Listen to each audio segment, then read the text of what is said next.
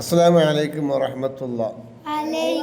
പ്രിയം നിറഞ്ഞ വിദ്യാർത്ഥികളെ, നമുക്ക് തഫീം ഭാഗം 2 അദ്ദർസ് 11 ഐനുൻ ആ പാഠം നോക്കി. ഐനുൻ എവിടുന്ന ഐൻ ആ എഴുതാ പറയേണ്ടത്? ഐൻ എഴുതാ പറയേണ്ടത് ഹൽക്കിൻ്റെ മധ്യത്തിനാണ്. ഐനുൻ മനസ്സിലായി? വേണ്ട ഐൻ ഇതിൻ്റെ പേരെന്താണ്?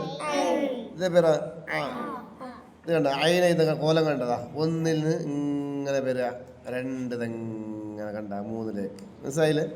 അതേപോലെ നിങ്ങൾ എന്താക്കി ഇവിടെ വെക്കിയതാ, ഇങ്ങനെ കളർ കൊടുക്കുക. 1 എഴുതി ഇങ്ങനെ എഴുതുക. അപ്പം മനസ്സിലായി? ഇങ്ങനെ എഴുതി കളർ കൊടുക്കുക. പെയിൻ്റ് അടിക്കരുത്, വൈറ്റ് വാഷ് ആക്കരുത്. നോക്കിക്കോളി. ഇതെന്താ വായിക്കുന്നത്? അപ്പം ഇതാ ഇതാ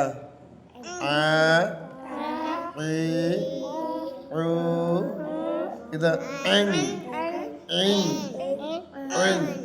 ഇതാ ചേർത്ത് വായിക്കാം. കണ്ട ഇത് അപ്പൊ ഇതാണ് അലമ,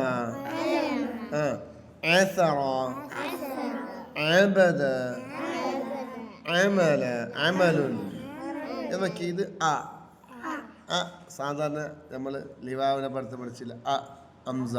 ഇത് ഇത് അലമ, അസറ, അബദ, അമല.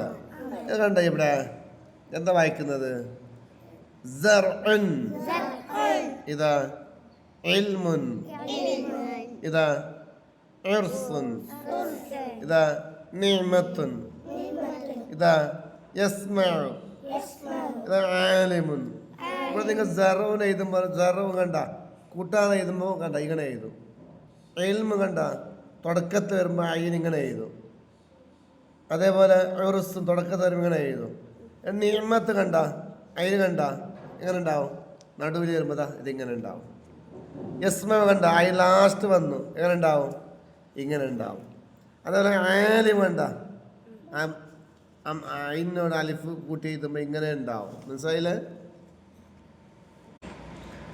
എന്നിട്ട് ബാക്കി നോക്കി മക്കളെ, നമ്പർ നോക്കി ക്രമത്തിൽ വായിക്കാം, വ്യത്യാസം മനസ്സിലാക്കാം. നമ്പർ 1 നോക്കി, സഹലുൻ. കണ്ട 2 നമ്പർ ഏത്? സഅദുൻ. വ്യത്യാസം മനസ്സിലാക്കി. എന്ത്? ഇവിടെ ഹ് സഹ്, ഇവിടെ ഐനായി, ഇവിടെ സുഹ്നുൻ, ഇവിടെ എന്താണ്? ഹായ്. മനസ്സിലായില്ലേ? 4 നോക്കി, ഷഹാദത്തുൻ. എന്തല്ല ഇവിടെ വ്യത്യാസം? ഹാ. ഇവിടെ സഅദത്തുൻ ഐനാണ്. ഇവിടെയാ സുഹാബത്തുൻ. ഇത് ഹാ. മനസ്സിലായില്ലേ? എന്ന് നോക്കി, സുഹൂലത്തുൻ. ഇവിടെ എന്തല്ലേ? ഹൂ. ഇനി 8ാമത്തെ മഊനത്തുൻ. ഇവിടെ എന്തല്ലത്? ഐനിന്റെ ഇവിടെ നുഹു, നുഹൂസത്തുൻ. ഇവിടെയാ? ഇവിടെ ഹായിന്റെ നുഹു അല്ലെ? മനസ്സിലായില്ലേ? ഇത് വായിച്ച് എഴുതാം. ആലിമൂനാന്ന് ഇവിടെ എഴുതുക. മനസ്സിലായില്ലേ?